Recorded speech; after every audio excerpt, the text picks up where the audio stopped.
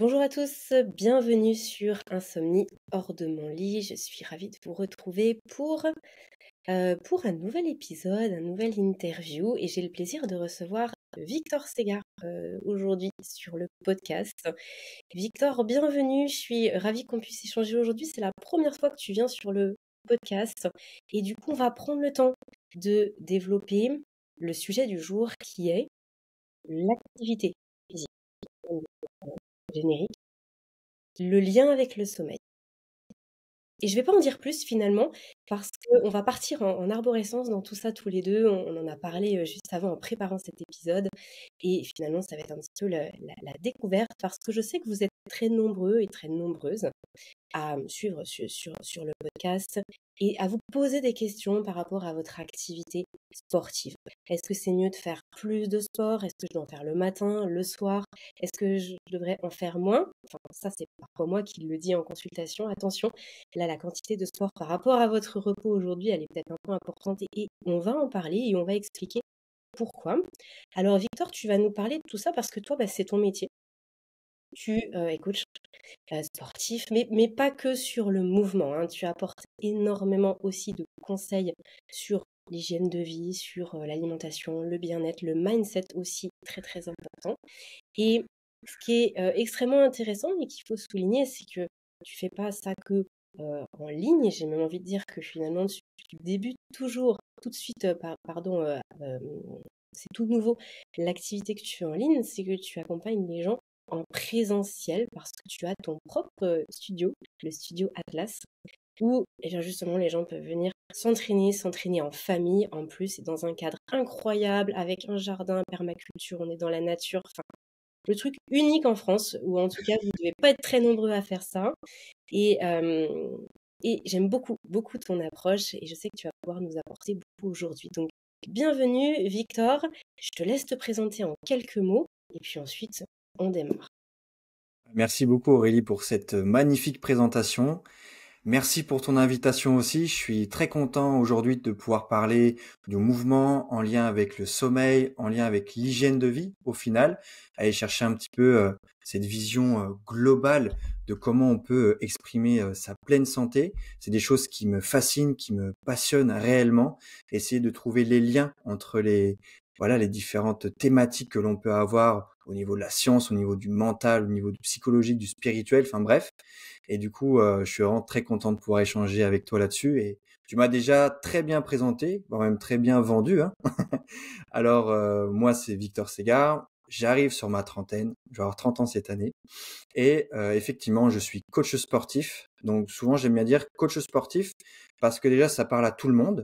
Et c'est très important, je trouve, aujourd'hui, de pouvoir exprimer sa profession avec des mots que comprennent les gens. Et parce que c'est aussi ma porte d'entrée. C'est-à-dire que je vais utiliser le sport, l'activité physique, on aura le temps d'en débattre juste après, pour pouvoir remettre en forme les personnes. C'est vrai que je cible essentiellement les familles, parce que je me suis rendu compte qu'avec le sport, avec le mouvement, on arrivait à créer des liens. Je suis issu de la méthode surtout CrossFit à la base, puisque j'ai été coach de CrossFit pendant 3 ou 4 ans dans une salle de sport. Et c'était assez dingue de voir des gens bouger, se motiver ensemble, et ensuite de devenir amis, et puis voire même meilleurs amis, quoi. Et donc j'ai vraiment voulu garder ce lien avec un concept qui se rapproche quand même beaucoup plus du personnalisé, de l'individualisé, parce que j'y crois beaucoup à ça. C'était un petit peu les remarques, les problématiques que je pouvais voir dans le CrossFit. C'était justement que on laissait les gens faire parce qu'ils passaient un bon moment, mais au final, on se concentrait pas vraiment sur les problématiques de la personne. Parce que tu as des personnes qui, en faisant ce mouvement-là, avaient mal à l'épaule, d'autres mal au genou. Donc je me suis dit, il faut quand même qu'on arrive à pouvoir concilier le lien, le fait de passer un bon moment tous ensemble parce que ça fait du bien, mais aussi d'avoir une approche individualisée où même si on peut bouger tous ensemble, toi, tu vas quand même travailler plutôt comme ça parce que c'est ce qu'il te faut pour ce moment-là de ta vie. Derrière, j'ai aussi eu toutes ces interrogations, mais ok, on peut bouger par le corps, on peut exprimer une santé, mais on se rend bien compte qu'il n'y a pas que ça qui joue. Il va y avoir ce que l'on mange, l'alimentation, il va y avoir la manière dont on dort, donc le sommeil, dont on respire. Donc en fait, toutes ces choses qui font que on peut exprimer un potentiel ou une santé. Et du coup, en essayant rechercher profondément un petit peu tous ces sujets. Je me suis aussi passionné par exemple, la permaculture, où je me suis dit comment moi je pourrais réussir à transmettre le fait de bien manger aux gens.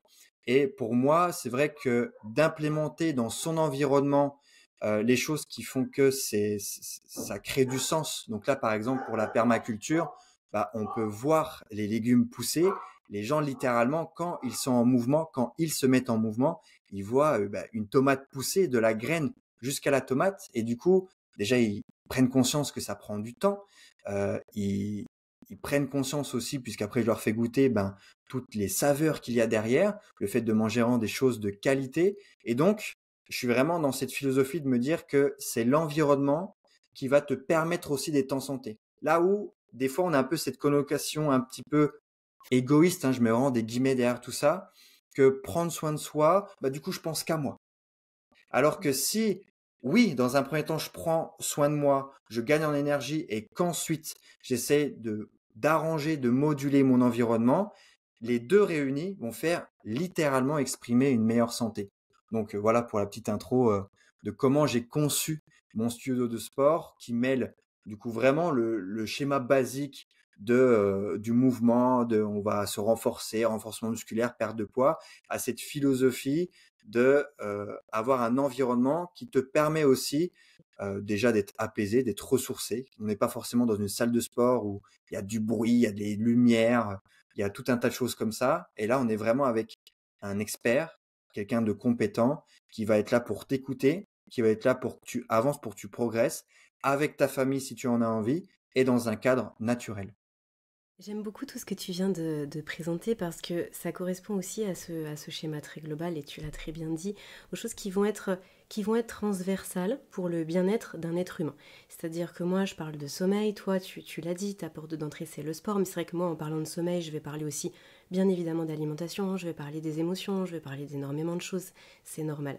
Et du coup, on se retrouve avec euh, quelque chose qui, qui englobe l'ensemble des éléments qui sont importants pour se sentir bien et qui permet de ne pas sectoriser, de pas se dire ok, moi je m'occupe que de mon activité physique, ou non, je m'occupe que de mon sommeil, je m'occupe que de ça. Non, en fait, on s'occupe de son corps, de son être tout entier et tout ce que ça comprend, parce que finalement l'un va avoir des répercussions sur l'autre, je veux dire une action va avoir des répercussions sur quelque chose qu'on n'a peut-être même pas envisagé, imaginé, et puis hop, on pousse une porte, et puis on se rend compte que ça va nous aider aussi beaucoup, et c'est comme ça aussi qu'on se rend compte que, je vais dire un exemple qui va être un petit peu extrême, mais par exemple en travaillant l'exposition au froid, on va être beaucoup plus motivé et concentré dans son travail, le boulot, à sa présentation de l'après-midi. Donc on ne fait pas forcément les liens immédiatement, mais justement grâce à des approches telles que la tienne, et telles que la mienne aussi, en tout cas je l'espère, eh bien ça permet de faire une globalité de tout ça et d'avancer petit à petit sans se démotiver, parce que bah, ça porte ses fruits en fait, les résultats ils sont exponentiels. Alors, je te propose qu'on démarre par quelque chose que tu as teasé un petit peu tout à l'heure, c'est justement le terme d'activité physique et de sport. C'est vrai que parfois on peut avoir un certain blocage par rapport au sport en se disant bah, j'ai pas de club à proximité, puis de toute façon le sport ça a peut-être jamais été mon truc depuis que je suis ado, depuis que je suis enfant, ça je l'entends très souvent, je l'ai toujours entendu. Alors que, et tu vas me dire ce que tu penses de ça, mais à mon sens, le plus important, c'est que le corps, il bouge. C'est d'être dans le mouvement. C'est pas grave si on fait pas partie d'un club de basket, de danse, de gym, je sais pas, d'aquaponie, mais il faut faire bouger son corps. Et ça va avoir des répercussions sur le système nerveux, sur le système hormonal. Musculairement, on va venir solliciter le corps différemment, on va pouvoir s'apaiser différemment. Et il n'y a pas besoin, finalement, de se mettre des contraintes monstrueuses pour se dire je bouge, je suis dans le mouvement. Qu'est-ce que tu penses de ça? Et je vais te laisser développer un petit peu parce que bah, je pense que c'est un peu ton credo sans, sans trop spoiler. Bien sûr, bah, c'est des choses qui reviennent aussi beaucoup vers moi. J'ai beaucoup de personnes qui viennent me voir et qui sont dans cette situation. Donc c'est des choses que je vois vraiment au quotidien avec des personnes qui, on pourrait l'appeler comme une croyance au départ, se disent Ben, écoute, Victor, j'ai jamais fait de sport. Je me rends bien compte, peut-être au fur et à mesure des années, que j'en ai, besoin. Mon corps exprime quelque chose, mais dans mon passé, il s'est rien passé, quoi et donc j'ai jamais été sportive et cetera. Donc c'est un peu comme si la personne, tu as l'impression qu'elle avait jamais utilisé cette machine qui te permet d'être en vie et de pouvoir, heu ben, vivre dans ton monde, quoi et donc c'est vrai que c'est une Et croyance parce que en tout cas, pas à son plein potentiel, en tout cas. exactement. Ouais, mais c'est aussi, je pense, un gros problème d'éducation où notamment, dès le plus jeune âge et à l'école, on parle quand même de sport et voire même, je pense, pour les anciennes générations, où on nous incitait un petit peu à faire de la gymnastique, du basket et cetera et du coup, on a vraiment cette vision au départ que le sport est associé à une activité. Dans le sens où être sportif, c'est quelqu'un qui fait du basket, c'est quelqu'un qui fait du vélo, c'est quelqu'un qui fait de la course à pied, du crossfit, de la musculation. On peut mettre toutes les activités qu'on veut derrière, mais en fait, on est obligé d'appartenir à un sport pour se dire sportif. Alors que dans un sport et dans n'importe quel sport, ce qui compte, c'est qu'on va être en mouvement, c'est qu'on va sentir son corps, on va sentir ses muscles, on va sentir son cardio, son cœur s'emballer. Enfin, on peut sentir plein de choses, mais le simple fait, c'est de se mettre en mouvement au final. Donc même les personnes, quand ils font le ménage chez eux, quand ils font la cuisine, quand ils marchent, quand ils s'assiedent sur leur chaise, ça reste du mouvement, ça reste du sport. C'est juste que ça a pas, il n'y a pas un nom à tout ça. Ouais, c'est peut-être le sport de la vie, si on pourrait appeler ça comme ça. Oui, Et du un mouvement coup, collectif, ouais. c'est ça. Et je pense qu'on tend de plus en plus, en tout cas les coachs sportifs qui arrivent à bien ouvrir leur esprit et qui commencent à avoir une vision un petit peu globale de la santé en s'intéressant à plein d'autres choses, se rendent compte que justement, ce qu'on veut inculquer aux autres, euh, c'est la manière de bien bouger euh, dans leur vie et dans les mouvements qu'ils ont l'habitude de répéter au quotidien et que justement, ils puissent faire des choses sans forcément se dire que bah, ils sont sédentaires. Parce que moi, j'ai une personne qui serait capable de me dire, je suis pas assez, enfin, j'ai jamais été sportif, mais pourtant c'est une personne qui jardine 10 heures par semaine, qui fait 1 heure de marche par jour, qui est même femme de ménage par exemple ou homme de ménage.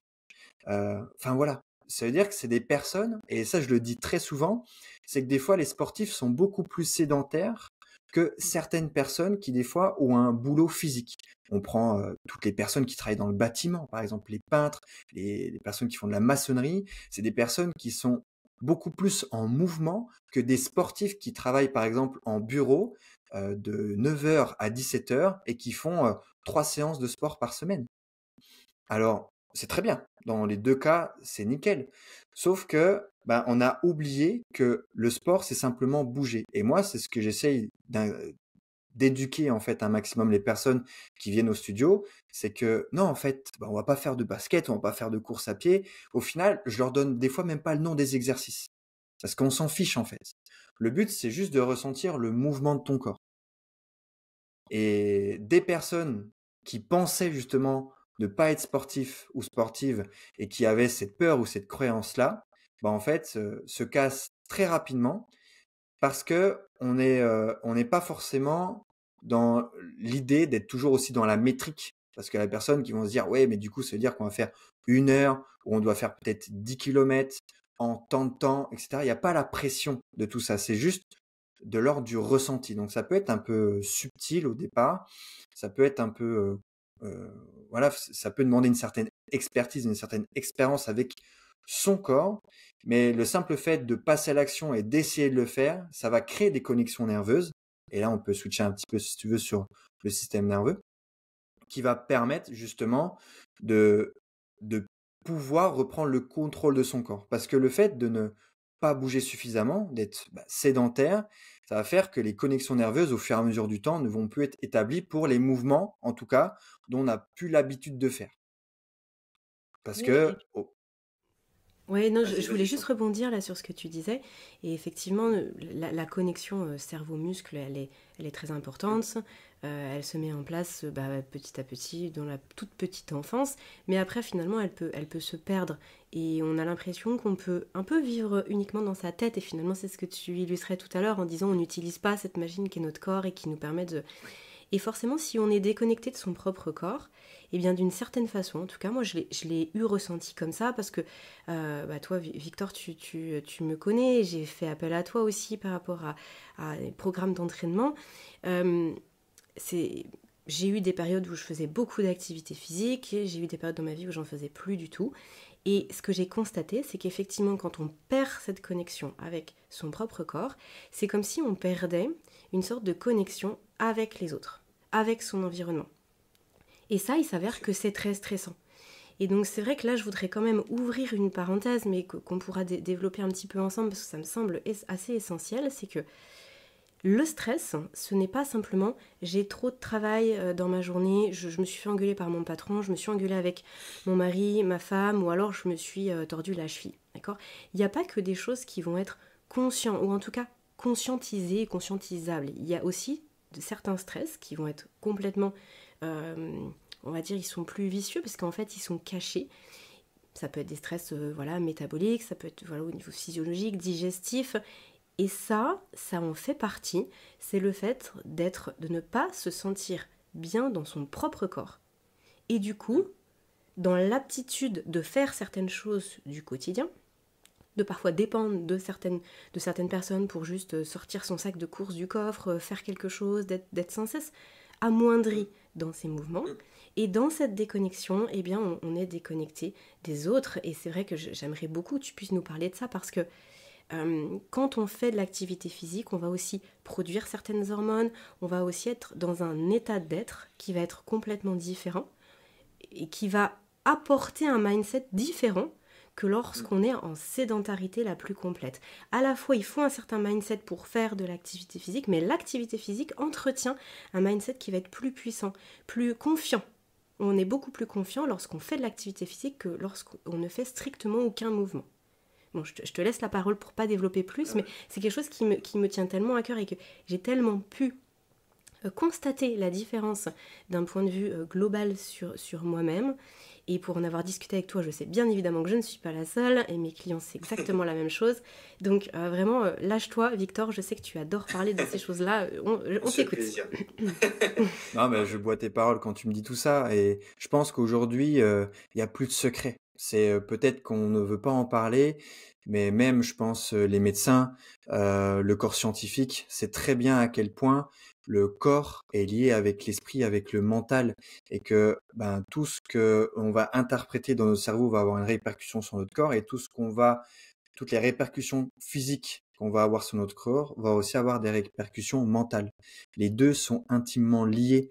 On ne peut pas dissocier l'un de l'autre. Et donc, tout, tout ce qu'on va mettre en place pour pouvoir dynamiser son corps, pour pouvoir renforcer notre machine interne, va, dans tous les cas, permettre d'améliorer son mindset, son mental, la gestion de ses émotions, parce que le physique fait partie de ça. Et c'est vrai que moi, si je pouvais avoir un nom un peu plus tendance, au lieu que coach sportif, j'aimerais bien plutôt m'appeler thérapeute du mouvement. C'est d'utiliser des mouvements pour pouvoir recréer les bons schémas moteurs, pour que derrière, le corps, lui, il puisse se sentir capable de faire les choses. Et donc, s'il se sent capable, il n'aura pas une perdition d'énergie aussi forte que si on ne l'était pas.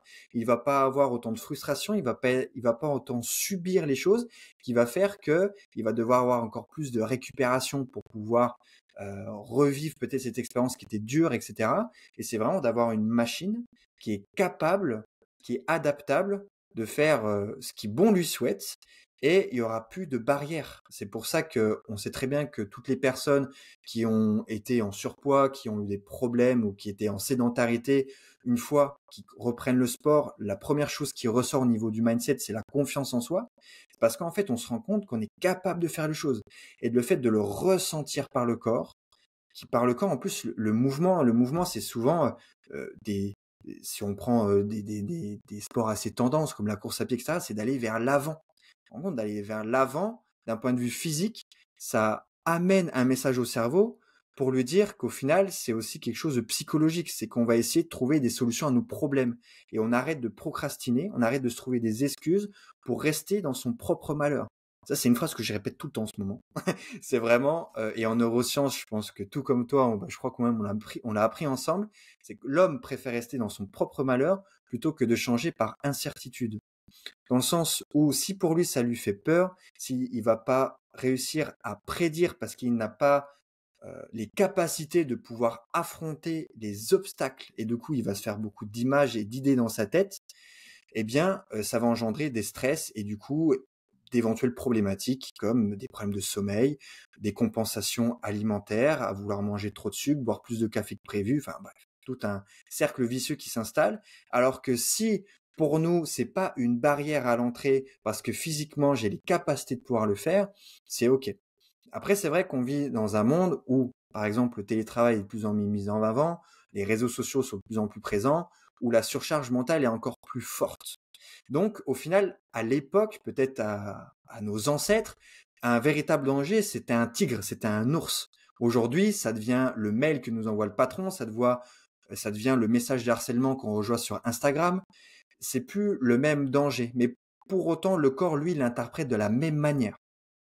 Et donc, c'est important de pouvoir quand même l'exprimer par le physique pour pouvoir euh, sortir de tout ça.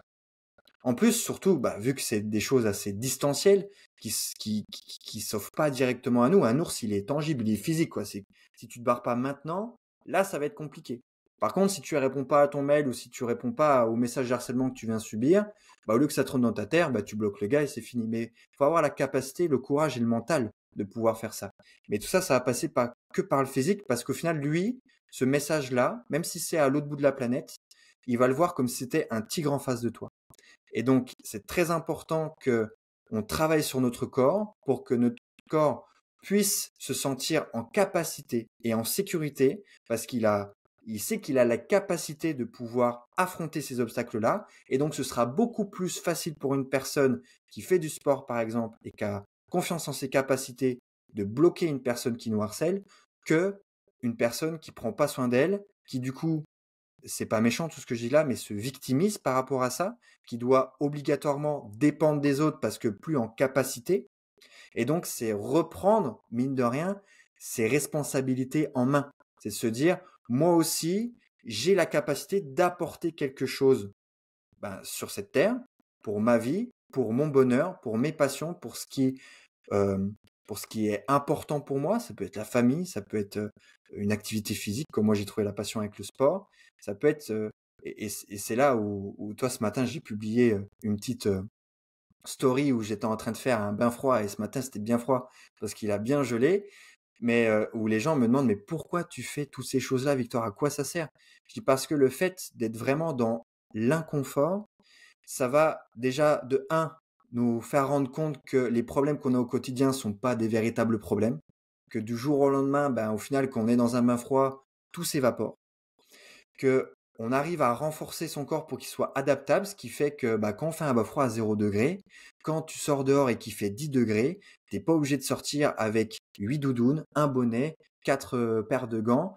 Tu peux sortir quand même couvert, mais c'est pas un stress. Ton corps, il est capable de pouvoir gérer un petit peu de frais et il va pas tomber malade dès que il y a une variation de température.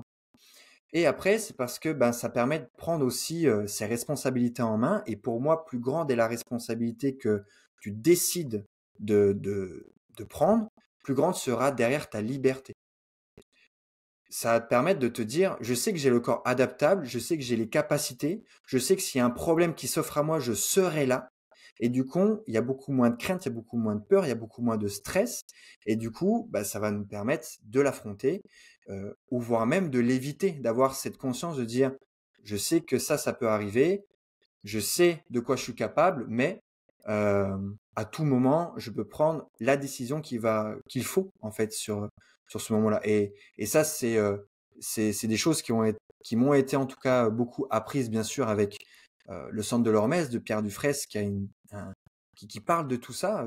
Comment utiliser les stresseurs, donc les choses qui peuvent stresser le corps de la bonne manière, à la bonne dose pour chaque profil de personne, pour que notre corps soit plus adaptable et qu'on puisse vraiment exprimer son potentiel, mais aussi tiré de la méthode StrongFit de Julien Pineau, qui lui a associé le mouvement au système nerveux, où on sait que par rapport à la manière dont fonctionne notre cerveau, le système nerveux, c'est ça, hein, pour les personnes qui connaissent pas trop, c'est les messages qu'envoie notre cerveau au reste du corps au final, si on peut vraiment résumer tout ça. Et du coup, il y a un peu deux réponses. Par exemple, comme on l'a dit tout à l'heure, s'il y a un ours qui arrive devant nous, on va avoir un petit peu deux choix. Ça va être soit je vais décider d'affronter l'ours parce que là j'ai vraiment confiance en moi, ou soit je vais décider de fuir. Mais dans les deux cas, mine de rien, que tu te décides de te bastonner avec l'ours ou de fuir, tu vas donner un max de tes capacités. C'est-à-dire que ça va être vraiment un stress, ça va activer ce qu'on appelle le système nerveux sympathique, donc vraiment ce qui va éveiller, ce qui va alarmer notre corps, et ce qui va derrière engendrer un stress. Donc ça, c'est très important. Et à contrario, on a le système nerveux parasympathique, c'est plutôt tout ce qui est lié au flow ou voire même au freeze. Donc le flow, moi je l'aime bien l'associer à des choses, par exemple on a fait notre séance de sport, donc on était plutôt dans le fight, dans le fait de combattre, dans le fait de se renforcer, parce que littéralement quand on fait du sport, c'est un stress. Et ça, il y a beaucoup de sportifs qui l'oublient.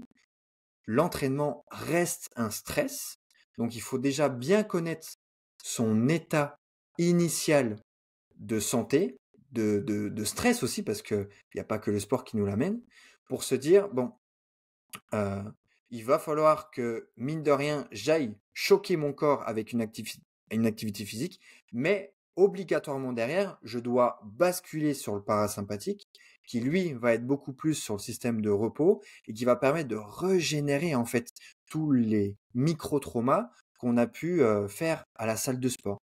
Et donc, euh, il y a ça, mais il y a aussi la chose un peu moins fun, c'est qu'il y a l'état de freeze, c'est-à-dire que si tu en as trop fait, et ça c'est typiquement le cas du burn-out, si tu as mis trop ton corps dans un état de stress important parce que tu as voulu faire trop de sport, tu as voulu trop travailler, etc., et que tu n'as pas voulu écouter les messages pour pouvoir switcher en parasympathique, il va freezer, donc c'est-à-dire qu'il va se figer complètement, et là c'est plutôt dépression, burn-out, où en fait il va littéralement te coucher pour te dire maintenant ça suffit, t'as trop abusé, t'as pas voulu écouter les messages que je t'apporte, et donc on va rester au lit, quoi, c'est plus sympa.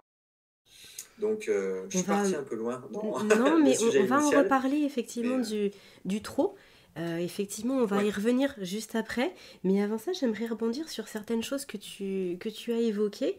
Quand tu parlais tout à l'heure de la perte d'énergie, le fait de, quand on n'est pas suffisamment bien dans son corps, suffisamment confiant, du coup on peut le traduire aussi comme ça, dans son propre corps, par rapport au mouvement, par rapport à comment on se présente devant les autres, devant notre environnement, tu as dit que ça entraînait une perte d'énergie. Et effectivement, ça c'est quelque chose que j'évoque beaucoup, et dans ma formation Dormir de nouveau aussi, où là justement je reprends tous les piliers en fait du sommeil, et je détaille ça de façon très précise. Et le postulat de départ, c'est de dire, pour dormir, il faut avoir suffisamment de ressources. C'est-à-dire que le corps, s'il ne peut pas mettre en place, impulser cette fonction sommeil le soir à 22h30, eh bien, il ne le fera pas. Donc s'il ne le fait pas, c'est possiblement parce qu'il manque de ressources. Donc quand on est, et là je reboucle avec ce que tu disais, quand on est dans une perte d'énergie constante, mais sous-jacente, dont on ne se rend pas forcément compte, qui vient se rajouter à tout ce qu'on peut, pour le coup, identifier facilement dans notre quotidien, toute la charge qu'on peut avoir dans nos quotidiens de 7h le matin à 23h le soir, eh bien, quand ça vient se rajouter, ça fait la goutte d'eau qui fait déborder le vase. Ça nous met dans un état de micro-stress, mais chronique, ce que tu expliquais très bien, hein, qui est différent du stress très très intense, et auquel notre corps, il est moins équipé. En tout cas, il est moins équipé pour ce stress chronique qui va être là pendant des mois et des années, par rapport au stress très intense, suivi d'un repos. Ça, il sait faire. Mais le stress chronique, dans lequel on se repose jamais, ça, il a beaucoup plus de mal. Et donc, je trouvais que c'était intéressant que tu puisses que tu le mettes en avant. Et donc, quand on fait de l'activité physique, de la marche, qu'on est dans le mouvement, qu'on se sert de son propre corps, eh bien ce dynamisme physique, il vient aussi participer à notre dynamisme mental. Et c'est vrai que Si par exemple on a très mal dormi, je vais prendre un exemple très concret, tu vois, on se réveille le matin, on n'a pas bien dormi, on est un peu dans le brouillard, on est peut-être même un peu déprimé en se disant encore une nuit où je dors pas bien, et puis voilà, bref, et pourtant j'ai une grosse journée qui m'attend. Rien que le fait de sortir dehors, d'aller marcher pendant 15 minutes, là en plus il fait frais, on va marcher pendant 15 minutes, on revient, c'est comme si le brouillard mental il se dissipait. On a activé son corps de façon différente, sans lui rajouter un stress monstrueux, mais rien que le fait d'être dans le mouvement, eh bien il est prêt, il est disposé. Et quand on passe notre journée comme ça, finalement à faire des choses et à rendre notre corps prêt et disposé, eh bien il emmagasine beaucoup moins de stress et on n'arrive pas le soir au coucher comme un espèce de chiffon dans le brouillard, tout flasque. Non mais je dis ça vraiment sans aucun jugement Oui, parce oui. que j'ai été comme ça pendant vraiment longtemps, à arriver le soir sans avoir presque rien fait, en tout cas de ne pas avoir suffisamment été dans le mouvement, à me sentir comme une espèce de serpillière, et du coup, le mental, il suit complètement ça. C'est-à-dire que je me sentais une serpillière dans ma tête aussi. Et à partir du moment, et puis je me souviens quand je faisais beaucoup d'activités en étant plus jeune, bah, j'avais un mindset de vainqueur en fait, j'avais beaucoup plus confiance en moi. Et donc forcément que euh, aujourd'hui, il y a beaucoup de personnes qui me disent bah, en fait, dès que j'ai une présentation le lendemain à mon travail, je stresse alors je ne dors pas. Dès que je dois rendre un rapport, je stresse alors je ne dors pas. Dès que j'ai un rendez-vous, que je dois faire ci le lendemain, je stresse alors je ne dors pas. Mais quand on a un mindset où on est super confiant, ben en fait on stresse 2 fois moins. Et donc les nuits sont beaucoup moins impactées. C'est vraiment ça qu'il faut prendre en compte et dont il faut avoir conscience. C'est que justement cette confiance en soi globale, dans son corps, eh bien elle va se répercuter sur la confiance mentale, psychologique, et donc ça va beaucoup moins impacter les nuits. On va se dire ok, j'ai un rendez-vous demain, bah ok, c'est bon, j'y vais en fait. Et donc ce dynamisme-là, on va l'emmener partout avec nous, et il va pas être seulement sur un tapis de sport, il va pas être seulement à la salle de sport, il va pas être seulement dans l'activité physique. Et c'est ça l'intérêt du mouvement. Et ce que j'aimerais beaucoup que tu puisses nous dire aujourd'hui, c'est quels sont les retours des personnes que tu accompagnes depuis maintenant des années, que ce soit avant quand tu étais prof de CrossFit ou maintenant à ton studio Atlas, comment les gens ils évoluent. Parce que souvent ils se disent ah mais en fait il va me falloir des années, etc. Moi je suis persuadée, mais c'est toi qui vas nous le confirmer, qu'en fait ça va super vite. Oui, oui, ça va vite, tout en se rendant compte que, au final, c'est une vision sur le long terme qu'il faut avoir. C'est-à-dire que pour passer à l'action, pour pouvoir changer, pour pouvoir se sentir mieux dans son corps, ça va très vite, surtout si on n'y a jamais fait attention.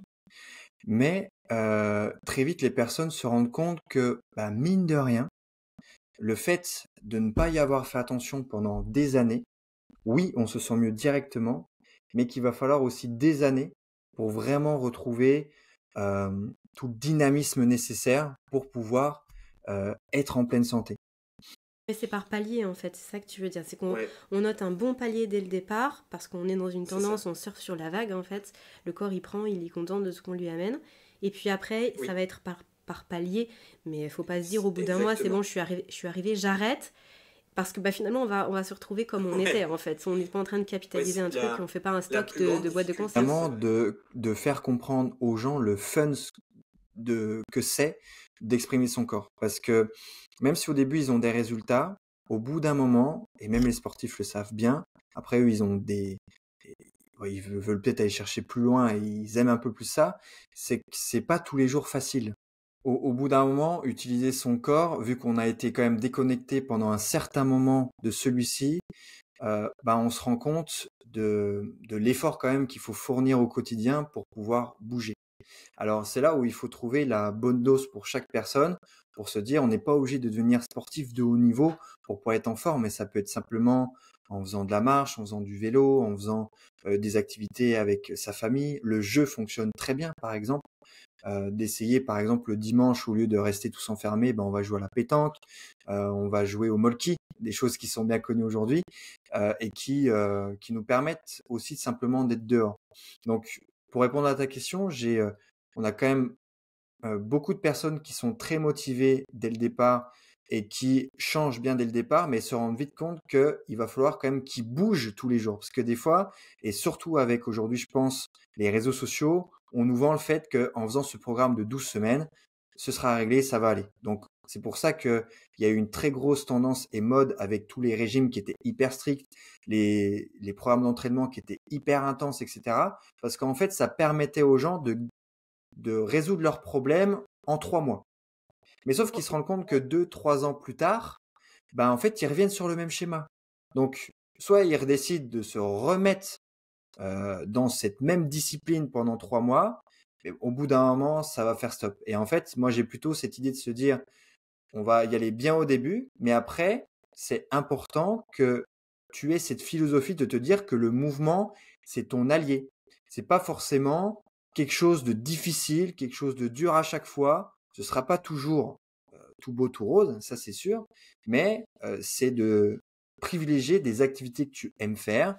Et c'est vrai que le meilleur exemple, et puis honnêtement, je pense qu'on est tous dans le même cas, toutes les personnes âgées, par exemple moi qui habitent dans ma ville ou dans mon village, et qui sont en bonne santé, c'est des personnes que je vois marcher tous les jours. Ils marchent tous les jours et puis ça se voit, c'est des personnes âgées qui sont dynamiques, qui viennent te causer, qui viennent parler avec toi, échanger avec toi, qui sont ouverts. Et de temps en temps, tu vois les personnes qui sortent pas vraiment pour, par exemple, ouvrir leur volet, etc.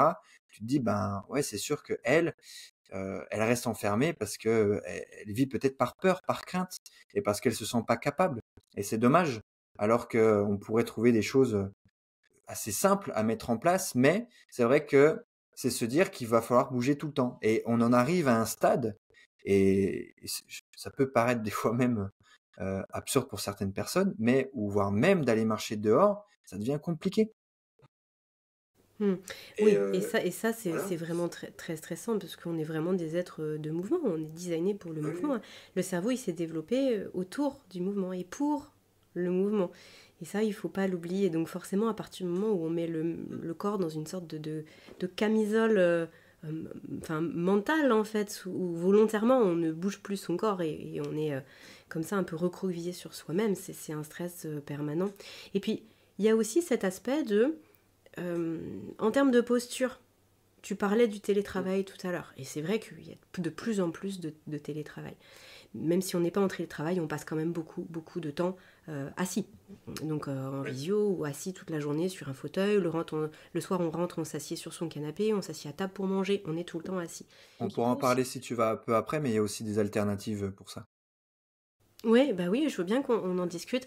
Là, juste pour terminer le fil de ce que je Oui. disais, cette posture assise qui n'est pas une posture physiologique pour l'être humain, hein, très clairement, de passer des heures et des heures assis, on n'est pas fait pour, ça crée des douleurs. Et ça, c'est pas un scoop, hein, n'importe quel ostéo, médecin pourrait le dire. Donc ça crée des douleurs de dos, de cervicales, même au niveau des poignets, des mains, des coudes, de tout en fait. Ça, ça nuit au sommeil. On C'est sûr. pense souvent au sommeil de attention, je dois pas boire de café, je dois me coucher tout le temps à la même heure, mais c'est ultra réducteur. Le fait d'avoir des douleurs permanentes au dos, au cervical, de se faire des torticolis, d'être pas bien dans cette position, ah c'est dommage, c'est ma position préférée pour dormir, mais je peux pas m'y mettre. Ah, stratégie de sommeil pas respectée, on s'endort pas vite, on va se réveiller, ça va nous gêner. Tout ça, ça joue. Et quand on reprend un peu le contrôle musculaire de son corps, on se rend compte qu'on a beaucoup, beaucoup moins de douleurs. Et donc ça, il faut pas le négliger non plus. Ça fait partie du puzzle, quoi. Mais oui, je veux Exactement. bien que tu Oui, nous oui. en dises un petit peu plus, parce qu'effectivement, qu'est-ce qu'on fait lorsqu'on passe beaucoup de temps assis pour pouvoir être en mouvement?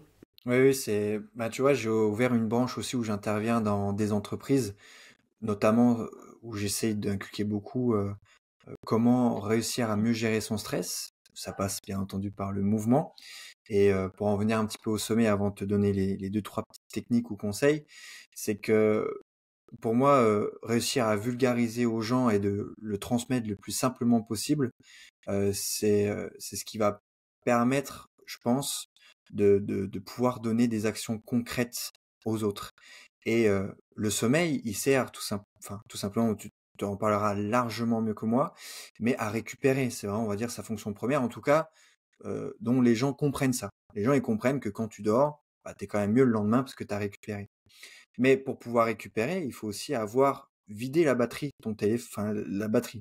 pour ça que je vais prendre l'exemple du téléphone, mais ça sert à rien de recharger ton téléphone si à la fin de la journée, il est encore à 100%. Faut pas s'étonner que ça ne marche pas. Donc, si pareil, on ressent en fait ce côté où on a du mal à dormir, mais qu'on a pas épuisé un petit peu cette machinerie qui fonctionne au même titre que les machines qu'on invente nous-mêmes, avec une espèce de batterie interne. Si on n'arrive pas à travailler dessus ou à jouer dessus et à vraiment à la faire descendre, cette batterie-là, la récupération ne va pas pouvoir être optimale parce qu'il n'y a rien à dépenser. Et ensuite, pour revenir sur sur les petites astuces pour si on travaille en télétravail ou si on a un travail sédentaire, moi, comme je l'ai dit au début du podcast, mon intention première, c'est d'essayer d'éduquer les gens à créer l'environnement qui leur permet d'éviter les problèmes. Donc, si par exemple, je sais que être assis 8 heures par jour parce que je suis en télétravail, ça cause des problèmes à mon corps, comment je vais pouvoir moduler mon environnement pour que moi-même, ma physiologie, mon corps ne soit pas impacté. Et donc pour ça, il y a des choses très simples. Tu as par exemple les bureaux réglables. Le fait d'acheter un bureau réglable, c'est un petit financement. On peut peut-être des fois demander à sa boîte si elle est assez ouverte d'esprit, mais pour pouvoir de temps en temps être en position debout quand on travaille sur notre PC, d'être en position assise, ou voire peut-être en position accroupie si ce bureau-là permet. Oui, J'ai pas juste mal de pour les personnes. personnes qui ne connaîtraient pas, c'est effectivement un bureau classique en fait, hein, je veux dire par là, voilà, une planche avec des pieds, mais qui va pouvoir se régler et se moduler en hauteur. Et donc on appelle ça aussi un bureau assis debout. Soit on est assis, soit on peut même être semi-assis, un petit peu comme sur un tabouret de bar, ou alors complètement debout. Et effectivement, Exactement. pouvoir profiter de cette posture debout et d'être un petit peu plus dans le mouvement. Il y a même certaines personnes qui vont avoir un bureau où ils marchent, tu sais, les petits tapis de marche en dessous du bureau. Bon, ça, je suis pas sûre que ce soit très confortable pour taper à l'ordinateur toute la journée, mais en tout cas, ça existe. Et c'est vrai que quand on a la possibilité de le faire, bah, faut pas cracher dessus, il faut pas juste se dire ah oui, ce serait sympa, ça existe. Je sais que moi j'en ai un aussi là à l'étage. C'est quelque chose qui fait sa différence. Ouais, et je pense que c'est de choisir les tâches parce que la plupart du temps, on ne fait pas que écrire à longueur de journée. Je sais pas quel corps de métier, ça se trouve, je me trompe, mais des fois, bah, on a aussi des réunions, on a aussi des appels téléphoniques ou autres, et tous ces tâches, on va dire, qui est un peu plus avec l'ordre de la voix, on n'est pas obligé d'écrire, et bien là, on peut se permettre du coup de sortir son tapis ou mettre son vélo en dessous de son bureau pour pouvoir faire la réunion, mais tout en marchant en fait. Comme là, par exemple, le podcast, on aurait très bien pu se mettre un tapis juste en dessous de notre bureau, pouvoir discuter convenablement et en étant en même temps en mouvement. Complètement. Et après, peut-être que tu voulais aussi partager certains mouvements, justement, qu'on peut faire lorsqu'on est assis. Je sais que moi, très régulièrement, je m'étire au niveau des cervicales, je m'étire au niveau des épaules, du dos, et même au niveau des poignets, en fait, parce que Oui. c'est ce mouvement des poignets où on a les mains qui sont tout le temps figées, finalement, les mains figées dans le prolongement du bras, et où on n'a plus cette mobilité, bah, je me rends compte, et principalement de la main droite, Bien que je sûr. suis beaucoup, je suis comme rigidifiée, tu vois, et j'ai Mm. besoin de venir travailler un petit peu mes poignets, mais de façon plus globale, effectivement, je m'étire un petit peu dans tous les sens, de façon régulière. Est-ce que c'était ça que tu voulais mettre en avant, ou est-ce qu'il y a d'autres choses? Non, mais c'est sûr, de toute façon, on se rend compte que la position assise, et c'est ça qui est assez dingue, c'est d'une personne à une autre, ça peut vraiment engendrer des problèmes sur tout le corps. C'est vrai que les plus récurrents, ça va être les cervicales, les problèmes au niveau du bas du dos, ou voire même pour les personnes, voilà, qui peut-être sont assises, mais font quand même un petit peu par exemple, ceux qui font de la couture, des trucs comme ça, eh bien, on peut aussi avoir des problèmes au niveau épaules, coudes, qui peuvent aller jusqu'au poignet. C'est souvent alors c'est un peu les deux extrêmes. Il y a soit les efforts qui sont répétés constamment toute la journée. Par exemple, quand on prend l'exemple d'un coiffeur. Le coiffeur, il utilise toujours la même main pour pouvoir utiliser son ciseau ou sa tondeuse, ce qui fait que bah, après des années, à force d'avoir répété toujours le même geste et le même mouvement, il peut y avoir une tendinite ou des problèmes à cette articulation-là. Donc ça, c'est le fait de répéter toujours le même mouvement va engendrer des douleurs, des compensations, parce que le corps, il est fait pour exprimer beaucoup plus qu'un simple mouvement. C'est comme dans l'alimentation. dans notre alimentation, on mange pas que des courgettes. Si on mangeait que des courgettes, bah, c'est compliqué. On a besoin aussi d'autres aliments pour d'autres fonctions, heu, pour, heu, pour vraiment exprimer aussi une pleine santé vis-à-vis de ça. Et pour le corps, c'est pareil. C'est de se dire que oui, je peux utiliser mon bras par rapport à ce dont j'ai besoin dans ma vie, mais par contre, tout le reste, il a besoin aussi d'être en mouvement. Donc la position assise, qui est un peu différente que chez le coiffeur, parce que lui, en fait, c'est des mouvements toujours répétés, où là, c'est une position statique, répétée, mais qui fait qu'il y a quasiment que du non-mouvement. C'est-à-dire que Magnifique. un, Mmh. un mouvement, souvent on parle de l'articulation, à se dire, j'ai mal à l'épaule, mais on oublie que le mouvement ne peut pas exister sans le muscle. C'est-à-dire que si on veut bouger le bras, faut qu'il y ait un étirement d'un côté, une contraction de l'autre. Et donc si on vient pas, justement, travailler ces connexions musculaires, donc aussi bien en le ressentant, mais du coup qui connecte aussi avec, le cerveau, eh bien, c'est là où peuvent apparaître les douleurs. Parce que pour moi, les douleurs, même si on a une connotation très négative aujourd'hui de la douleur, elle est pour moi une opportunité justement de devoir, faire des changements sur les habitudes que l'on a dans notre quotidien. Donc souvent, on va avoir mal au bas du dos et on va pas comprendre, on va vouloir faire des séances de kiné, on va vouloir faire, tout un tas de choses, mais au final, c'est juste que le corps exprime un changement. C'est qu'il a besoin d'autre chose, de voir autre chose, de ressentir autre chose et du coup de bouger autrement. Ça, c'est sûr. Victor, je te propose qu'on aille maintenant de l'autre côté. Là, on a beaucoup parlé de sédentarité et justement de non-mouvement, ce que tu viens de définir là. Moi, j'aimerais bien qu'on aille, alors brièvement, parce que Oui. j'avais encore quelques questions à te poser avant qu'on termine cet épisode et je sais que tu as un rendez-vous juste après, donc je voudrais pas abuser de ton temps. Mais en quelques minutes, moi, j'aimerais bien qu'on évoque justement le peut-être trop de sport, mais un trop qui est relatif. Et tu as déjà commencé à l'aborder tout à l'heure, c'est-à-dire que pour certaines personnes, en fonction de leur état de vitalité, on va dire, leur état de forme, justement la qualité de leur sommeil dans le quotidien, et peut-être depuis un certain temps, eh bien, l'activité physique peut être un stresseur trop important.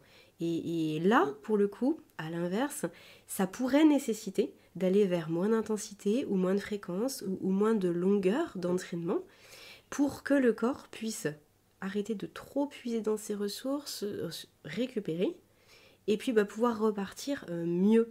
Qu'est-ce que tu peux nous dire autour de ça? Ouais, bien sûr. C'est des choses que je vois aussi au quotidien et c'est un peu les 2 profils. Les personnes qui viennent vers moi et qui disent: «Tu sais Victor, je suis pas sportif, ça va pas et cetera». Eh bien, eux, c'est vrai que je vais beaucoup avoir des méthodes, des alternatives où je vais les mettre quasiment tout le temps en mouvement. Et la plupart des personnes qui viennent me voir, qui me disent: «Tu sais Victor, moi je suis un sportif, je cours, je machin», eux, je vais plutôt à l'inverse, essayer de les calmer et essayer de leur dire: «N'oublie pas que le sport reste un stresseur». C'est que on pense que le sport est bon pour la santé et ça j'en suis convaincu, mais uniquement si on le fait à la bonne dose. Et les sportifs, la plupart des choses qu'ils négligent le plus, c'est leur récupération. C'est le fait de vraiment, pouvoir, utiliser la bonne dose de stress par rapport à la bonne dose de récupération. L'un ne va pas sans l'autre. Les personnes qui en font trop mais récupèrent pas assez vont avoir les mêmes problèmes que les personnes qui sont sédentaires, donc qui ne font pas grand-chose pour beaucoup de récupération. Donc c'est là où les 2 extrêmes, en fait, peuvent se rejoindre pour se dire qu'en fait, il faut un peu de l'un, un peu de l'autre pour pouvoir vraiment tendre vers, on va dire, une harmonie corporelle.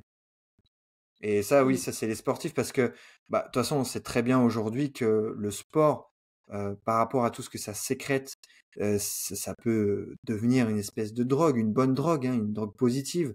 Mais on veut toujours, en faire plus.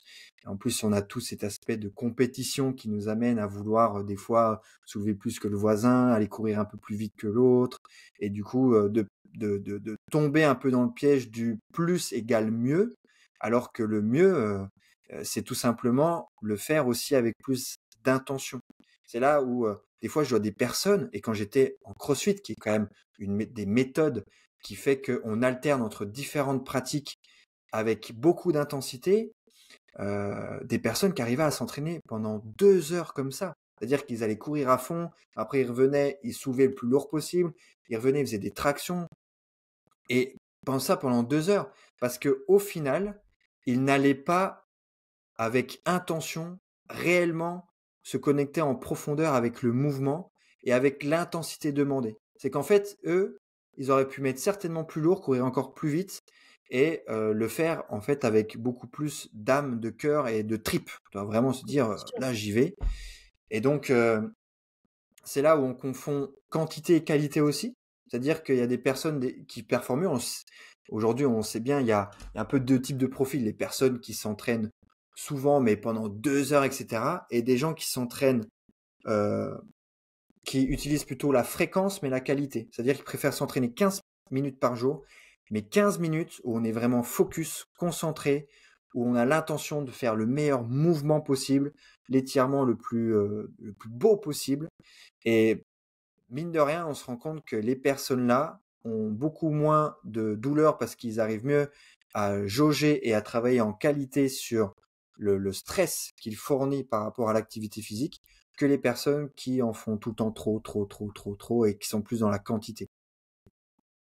Et après, moi, ce que j'aimerais rajouter par rapport à ça, c'est que il n'y a pas de c'est bien ou c'est mal. Là, finalement, nous, on évoque les deux extrêmes, Eh mais oui, c'est vraiment exactement. très à individualiser. Et toi, Victor, bien sûr que tu sais ça 1000 fois, puisque c'est ce que tu fais. Tu fais des entraînements qui Oui. sont individualisés dans tes coachings aussi, même à distance, tu fais aussi de l'individualisation.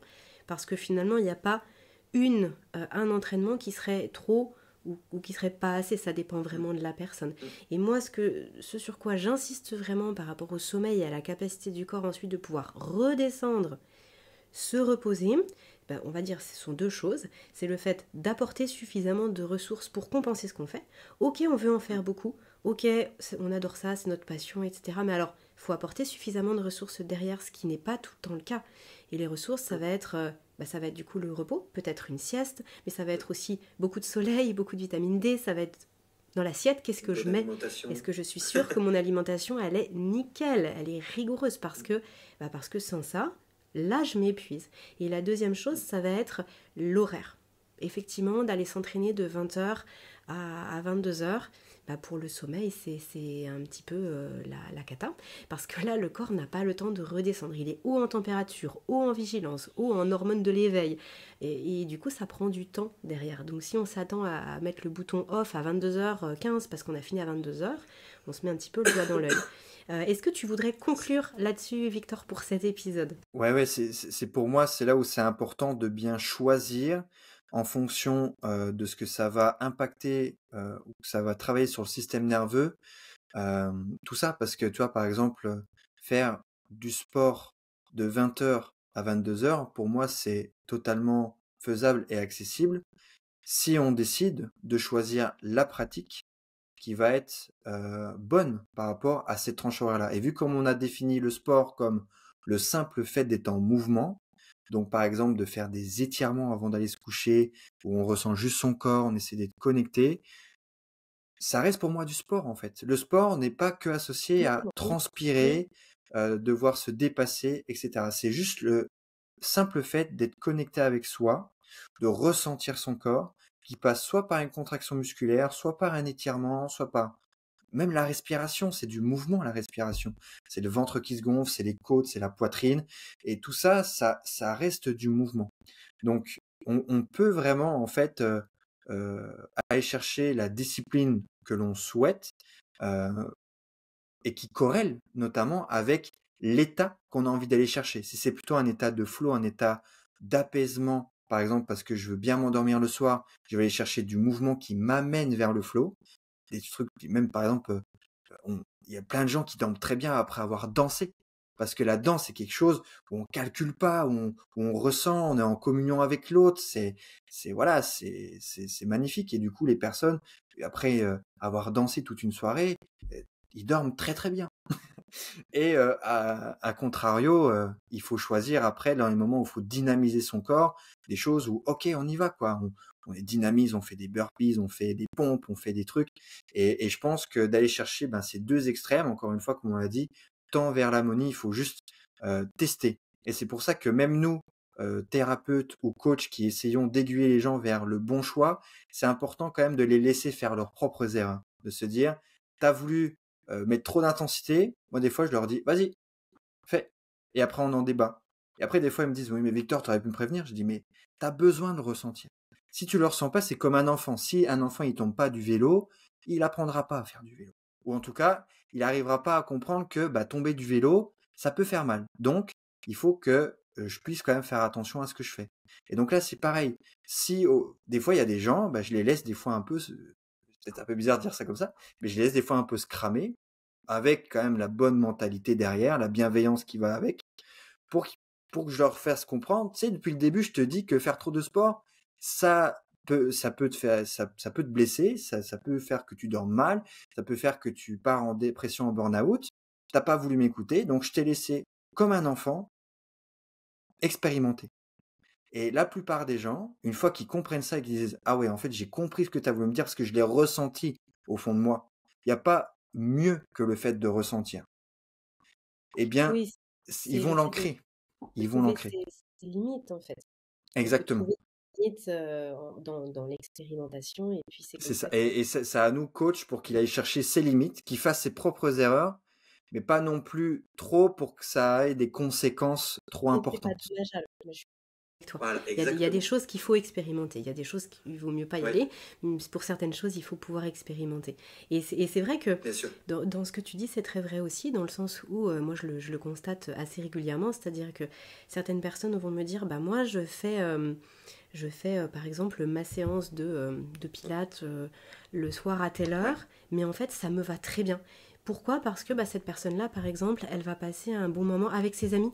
En fait, elle y va avec deux amis, ou alors il y va avec deux amis. Mais je pense à une dame là. Elle dit, mais moi, en fait, je passe un très bon moment, du coup, ça me détend. Puis après, on papote après la séance. Et donc, je rentre, je suis bien, je suis détendue. J'ai pu voir du monde parce que j'ai peu de moments sociaux. Et donc, je mange, je suis légère, je digère bien, je me couche, je dors bien. Donc là, qui je suis pour lui dire non, vous n'allez pas faire votre séance de pilates à 20h? Ça n'aurait pas de sens, en fait. Et donc c'est aussi dans l'expérience qu'on peut se rendre compte de ce dont son propre corps a Bien besoin. sûr. Nous, ce qu'on va Bien donner, sûr. ça va être des généralités, des grandes lignes, parce qu'on constate que Oui. globalement, ça peut être plus ou moins favorable ou plus ou moins défavorable, mais il faut que les choses, elles puissent être vécues et observées. Je pense que le plus important, et j'ai l'impression que ça va aussi bien résumer beaucoup de choses que tu nous as dites aujourd'hui, Victor, c'est le fait de faire les choses en conscience. Et peut-être que s'il y a une chose à retenir aujourd'hui, c'est le fait de faire les choses en conscience, quelles qu'elles soient, d'expérimenter, d'en tirer quelque chose, d'observer les résultats. Si c'est pas ok, on réévalue, on réajuste, on se réaligne. Et puis si c'est bien, on continue, mais en tout cas toujours dans le mouvement et toujours dans l'expérimentation pour pouvoir être fier de soi, être confiant, Bien et sûr. puis se dire je suis en train de capitaliser pour l'avenir, je suis en train de prendre soin de moi. Et c'est dans le fait de prendre soin de soi que le sommeil il va pouvoir émerger et être le plus puissant possible. C'est ma conclusion, mais bien sûr que c'est toi qui auras le dernier mot, Victor, sur cet épisode. Je te laisse conclure.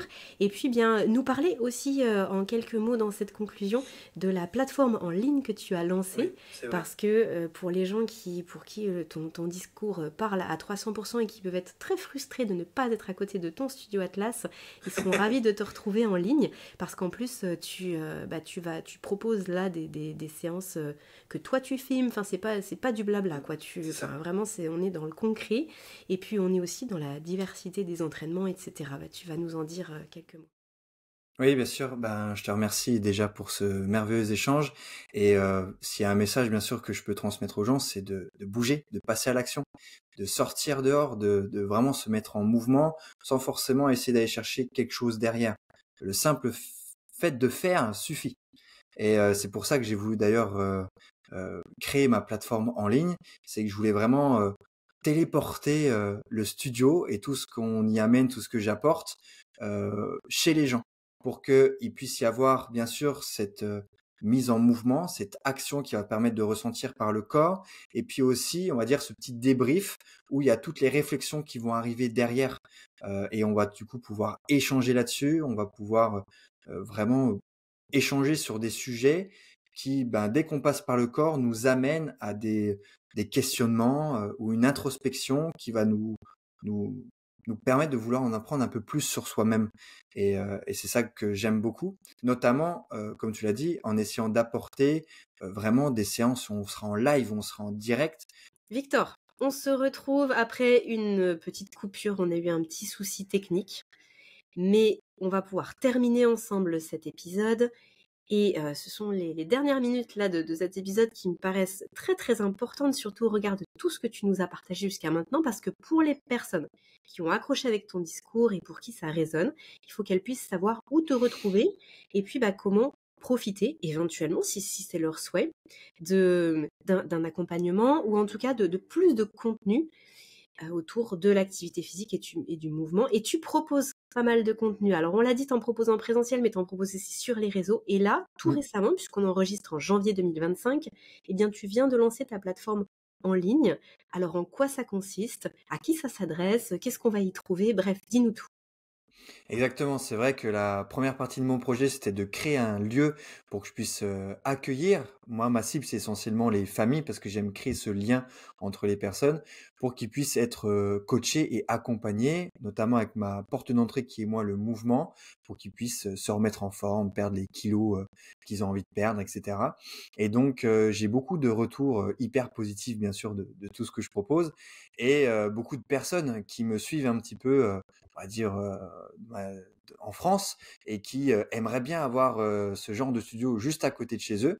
Et donc, c'est là où j'ai eu l'idée d'ouvrir une plateforme digitale pour que les familles, c'est ce qui m'importe encore plus, puissent en fait bouger ensemble et pouvoir avoir des conseils, pouvoir avoir des entraînements qui puissent bouger au quotidien, etc. Donc, j'ai créé une communauté sur une plateforme qui s'appelle School. School, c'est une plateforme qui est en train d'exploser aux États-Unis parce que il permet aussi bien de pouvoir associer le côté réseau social dans le sens où on va beaucoup échanger ensemble, on va pouvoir poser toutes les questions, on va pouvoir on a un chat aussi privé à cet effet pour que on puisse donner des tips un peu plus personnalisés, mais aussi avec un espèce de centre de formation. Donc School, hein, c'est une école si on veut, mais beaucoup plus en live. Et c'est pour ça que j'ai beaucoup accroché avec cette plateforme-là, parce que je peux aussi bien, donner du contenu théorique, soit par écrit, soit par vidéo avec des capsules. Je peux aussi y mettre, des vidéos d'entraînement, de respiration, d'étirement, de mobilité et cetera et le gros plus de pouvoir y proposer des lives. C'est-à-dire que de ce que je propose ici pour, ma plateforme en ligne, c'est 2 lives par semaine où on se retrouve le mercredi et le samedi pour pouvoir bouger ensemble. Et ce qui est vraiment top, c'est que tous les lives sont enregistrés et ensuite on pourra y accéder avec en replay, avec un petit onglet en fait qui est directement sur la plateforme. Et donc même si on n'a pas pu assister au live le mercredi ou le samedi et que bah, nous on est dispo plutôt le jeudi ou le lundi, c'est pas grave, on va pouvoir cliquer sur le lien et puis faire l'entraînement et sentir qu'on est accompagné. Parce que beaucoup de plateformes proposent, bien entendu, des entraînements en ligne, etc. Mais on sent très vite que derrière, c'est un peu robotisé. C'est que la personne, elle parle juste à une caméra pour pouvoir la diffuser sur les réseaux, etc. Moi, j'essaie vraiment de créer ce lien avec les personnes qui sont présentes sur le live pour vraiment apporter beaucoup plus de nuances quand on fait les choses, beaucoup plus d'humain aussi, d'échange, pour que ça paraisse vraiment comme si on était coaché, euh, comme si on avait le coach à côté de nous, quoi. Donc c'est ça Mmh. qui m'intéressait beaucoup à ces plateformes-là. Et Donc, donc, donc, si je comprends bien, juste pour résumer là ce que tu nous as dit mmh, jusqu'à maintenant, par exemple, moi je m'inscris, j'accède à la plateforme, je vais avoir des vidéos, ce que tu as évoqué, hein, quand même des vidéos de mouvement, peut-être pour m'échauffer, peut-être pour bouger ma mobilité, comme on disait, qu'est-ce que je fais quand je suis trop assis quand je suis trop assise en journée, etc. J'ai mmh, accès au live, donc ça veut dire que je peux aussi avoir accès à l'antériorité. Si je veux refaire certaines séances qui m'ont plu, je peux. Et je peux aussi poser des questions. Donc, par exemple, j'arrive pas à faire un exercice. Je vais t'écrire, je vais te dire, bah voilà, là, je galère. Est-ce que je mets plutôt mes mains comme ça, mes pieds comme ci, ou ça aussi? Et toi, tu réponds. C'est bien ça? exactement. J'ai vraiment voulu mêler en fait le côté personnalisé pour accompagner les personnes par rapport à leur pathologie, leurs problématiques ou autres, mais en associant aussi ce côté assez communautaire où on est tous là pour se booster. Donc au départ, on a vraiment un premier onglet où on peut discuter de tout et de rien, où on a toutes nos questions, etc. Et ensuite, on va arriver sur l'onglet un peu plus pratique. On va pouvoir se mettre en mouvement avec des vidéos, donc aussi bien sur du mouvement, mais aussi des vidéos que j'appelle sous forme un peu ce qu'on fait là de podcast, où en fait j'enregistre des petites capsules si des fois j'ai des questions qui demandent un peu plus de nuances. Par exemple, quel mouvement il faudrait faire pour éviter les tensions dans le bas du dos. Donc on va avoir des vidéos pratiques, on va le faire, mais des fois c'est aussi bien de l'expliquer en théorie pour que les personnes ils puissent comprendre l'intention qu'on essaye d'apporter quand on fait ce genre d'exercice. Des choses qu'on néglige peut-être beaucoup aujourd'hui, où on pense qu'il faut juste faire, mais la manière dont on va penser pendant qu'on est en train de faire est aussi important. Donc c'est de rendre, mine de rien, les gens autonomes, de les éduquer à mieux comprendre et à mieux s'écouter pour que derrière, ils puissent faire de meilleurs choix aussi individuellement. Mmh. Et je précise aussi, Victor, on l'a pas évoqué jusqu'à maintenant, Mmh, et je vais simplement en parler là brièvement parce que finalement ça nécessiterait de développer, ce serait tout un sujet, mais tu es formé aussi autour des réflexes archaïques et donc forcément tu introduis ce type de notion dans tes entraînements, dans tes échauffements, dans le mouvement que tu peux proposer aussi aux gens. Et donc, pour petit rappel, les réflexes archaïques qui ne sont pas correctement intégrés, donc ce sont des réflexes moteurs, hein, tu l'expliqueras probablement mieux que moi, mais ce sont des réflexes moteurs qu'on a in utero puis à la naissance et qui doivent s'intégrer. Et ça se fait naturellement, sauf que parfois ça ne s'intègre pas suffisamment pour X ou Y raison. Et donc ça peut avoir des répercussions sur la façon dont on se sent émotionnellement, dont on interagit avec notre environnement. Et d'ailleurs, j'avais fait un podcast avec Mathieu Boulet aussi, on en avait parlé, et avec aussi Emma Gomez sur le podcast mmh, où voilà, on abordait tout ça et le lien que ça pouvait avoir avec le sommeil en passant par le stress, la gestion des émotions. Toi, bien tu es sûr. formé à ça, Victor, et donc forcément que tu vas mettre une touche supplémentaire parce que tu as une conscience sur ça. Et donc quelqu'un qui viendrait avec une problématique de gestion du stress, de difficultés émotionnelles et qui aurait besoin d'être orienté ou conseillé, et ce sont aussi des choses que tu peux faire. Oui, exactement. C'est vrai qu'il y a une approche un peu plus profonde de la personne à essayer de dire aussi, ben, c'est comme on l'a dit dans tout le podcast, où des fois on associe le sport à faire une activité physique comme bah, le foot, le basket, etc. Alors que le but c'est simplement d'être plus en mouvement. Et donc c'est vrai que ma porte d'entrée, ça va être le mouvement, c'est de faire prendre conscience de certaines choses à certaines personnes qui va les amener à une certaine réflexion et voire même aussi à me délivrer certaines choses pour par exemple, bah, je comprends pas quand il se passe ça dans ma vie, il y a ce comportement-là, cette émotion-là qui ressort, et c'est d'essayer au fur et à mesure, grâce au mouvement, grâce aux introspections qu'amène le mouvement, de remonter à la source. Et c'est vrai que quand on remonte à la source, on se rend compte que notamment les réflexes archaïques vont avoir un effet majeur sur notre manière de se comporter au quotidien par rapport à notre état de stress ou autre.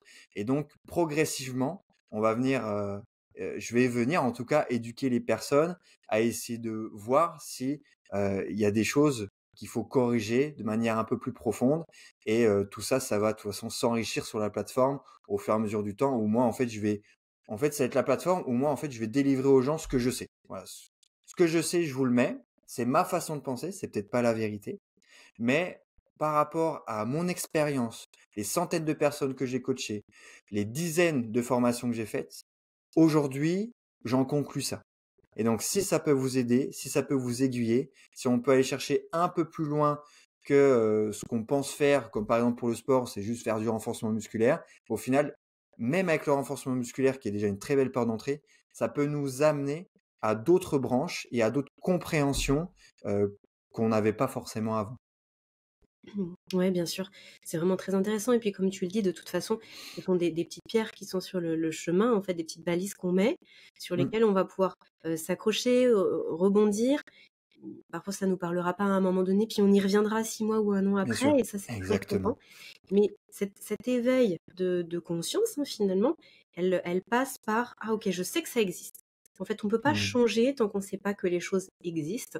Donc il faut à un moment donné se dire: «Ah mais j'ai entendu parler de ça, je sais qu'il y a ci, je sais qu'il y a ça», pour qu'ensuite on puisse faire notre propre, chemin, personnel finalement. Oui. Parle-nous de là où on peut te retrouver en dehors de la plateforme. Donc, je mettrai bien évidemment le lien qui renvoie à la plateforme.